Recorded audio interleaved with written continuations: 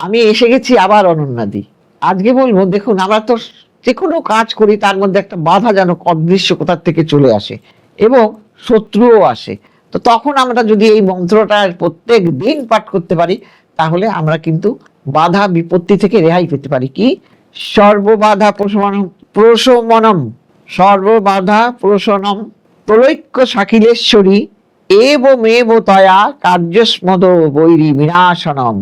যদি এই মন্ত্রটা রেগুলার পাঠ করতে পারি তাহলে সর্ববাধা প্রশমনম প্রলৈক্য শাকিলেশ্বরী এবমেব তয়া কার্যস্মদ বৈরী বিনাশনম, বা সর্ববাধা বিনির্মুক্ত ধনধান্য সুতান্বিত মনুষ্যমত প্রসাদেন ভবিষ্যতিন ন সংশয়। এটাও আপনি করতে পারেন। কি? সর্ববাধা বিনির্মুক্ত ধনধান্য সুতান্বিত মনুষ্যমত প্রসাদেন ভবিষ্যতিন ন সংশয়। এটা রেগুলার পাঠ করবেন, তাতে আপনার বাধা বিঘ্ন সব দিক থেকে আপনি রেহাই পাবেন। সবাই ভালো থাকুন। নমস্কার।